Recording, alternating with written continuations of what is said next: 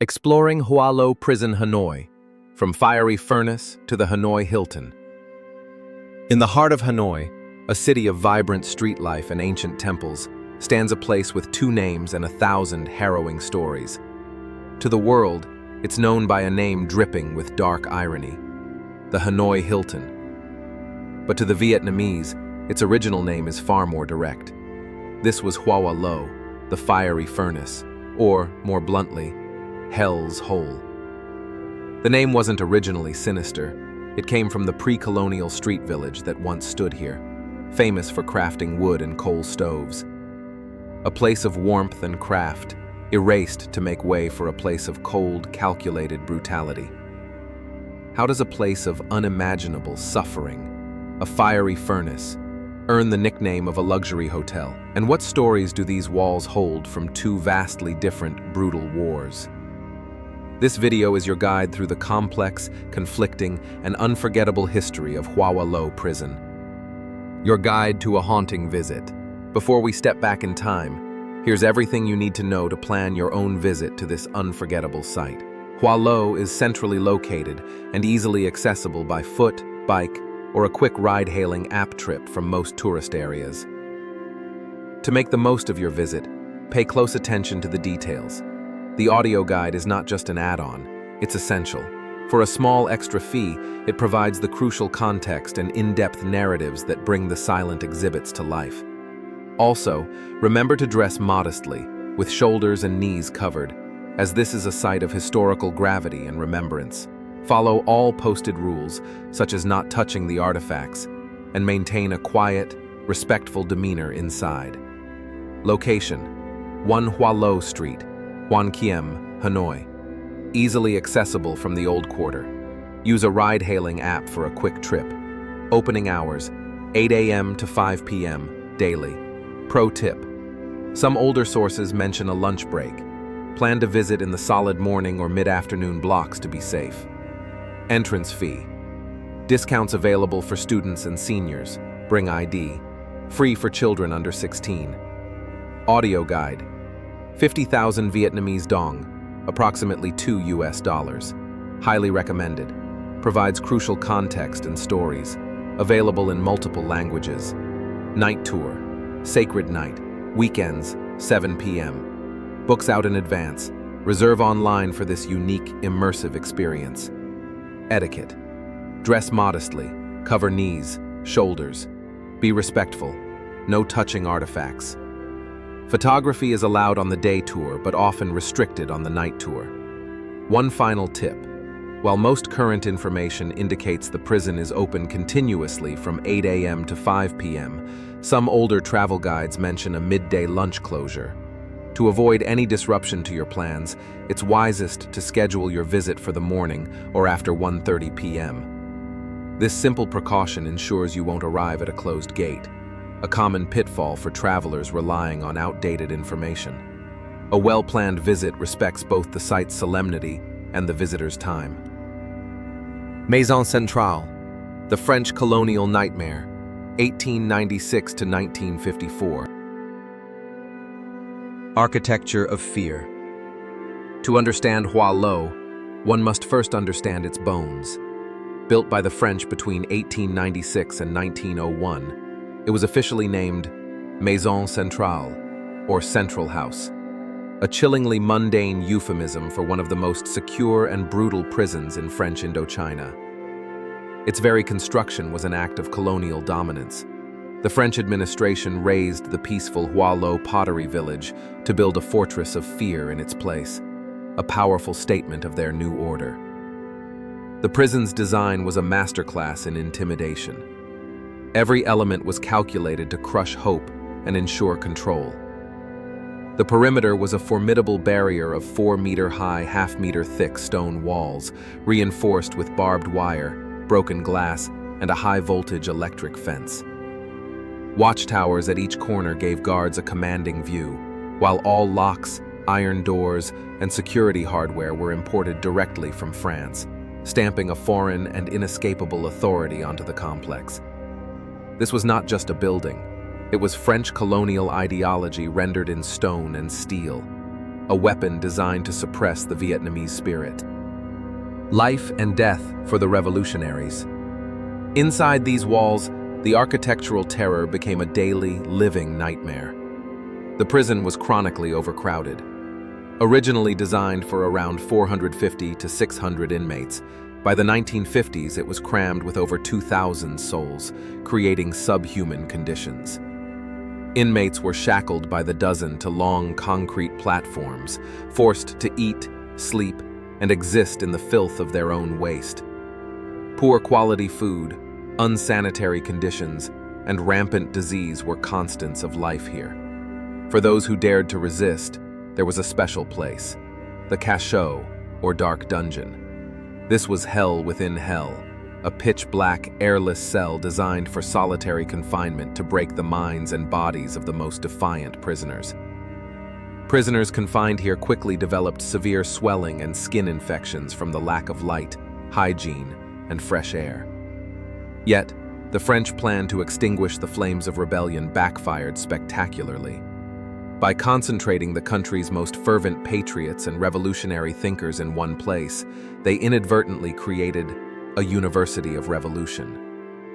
Many of Vietnam's future leaders, including 5 general secretaries of the Communist Party, endured Hỏa Lò, forging bonds and refining the very ideologies that would eventually drive the French from their country.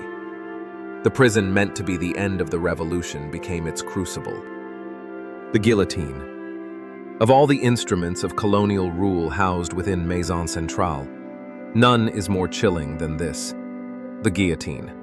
Standing nearly 4 meters high, its steel blade held a falling force equivalent to 60 kilograms. It was used by the French to execute Vietnamese revolutionaries and political prisoners, a symbol of a foreign, mechanized terror, imported to impose a final, brutal silence. Its presence in the museum today is a stark and visceral reminder of the ultimate price paid by those who fought for Vietnam's independence. The American War. Welcome to the Hanoi Hilton, 1964 to 1973. A new kind of prisoner. After the French were defeated at Dien Bien Phu in 1954, Hỏa Lò Prison came under the control of the North Vietnamese government. For a decade, it served various purposes, including as an education center for revolutionary doctrine. Then, in 1964, the war with America escalated, and the prison began to receive a new type of inmate, American prisoners of war, the vast majority of whom were pilots shot down during bombing raids over North Vietnam. The first was Navy Lieutenant Everett Alvarez Jr., captured in August 1964. He would be followed by hundreds more, including figures who would later become famous, like future U.S. Senator John McCain and Vice Admiral James Stockdale. The prison's second, and most globally infamous, chapter had begun. The power of a nickname. Faced with the grim reality of their new home, the American POWs employed a powerful weapon: dark humor. It was prisoner Robert Shoemaker who first sarcastically dubbed Hỏa Lò the Hanoi Hilton, a name that would stick in global consciousness. This gallows humor became a cornerstone of their survival culture. A new section of the prison opened in 1967 was nicknamed Little Vegas, with its individual buildings given names straight from the Las Vegas Strip: Stardust, Riviera, Thunderbird, and Heartbreak Hotel, the block for new arrivals undergoing initial interrogation. This was far more than just a joke. In an environment where their captors sought to strip them of their identity, dignity, and control, the act of naming was an act of cognitive rebellion. They couldn't change the physical reality of their confinement, but they could control the narrative they used to describe it. By framing their brutal prison as a luxury hotel chain, they were mentally resisting their captors' power, creating a shared, secret language that reinforced their identity as Americans and built the solidarity essential for survival. Two sides of the story. It is here, in the section dedicated to the American War, that the story of Hỏa Lò splits dramatically in two. The museum today, presents a narrative of humane treatment. The exhibits emphasize that the American prisoners were treated well in accordance with the humane policies of the Vietnamese government, showing images of them engaged in recreational activities and receiving adequate care. However, the accounts from nearly every returned American POW tell a profoundly different story, one of systematic brutality, malnourishment, and years of torturous solitary confinement, all in violation of the Geneva Convention. They describe being beaten, hung by ropes, and locked in agonizing leg stocks for months on end. This stark contradiction is not merely a historical debate, it is a living memory war. The narrative presented in the museum serves Vietnam's national identity as a righteous defender against foreign aggression. Conversely, the American narrative of heroic survival against torture helped the United States find heroes in a divisive and traumatic war. Adding another layer of complexity, a small number of American POWs actually dissented, speaking out against the war while in captivity, a story that complicates the monolithic hero narrative.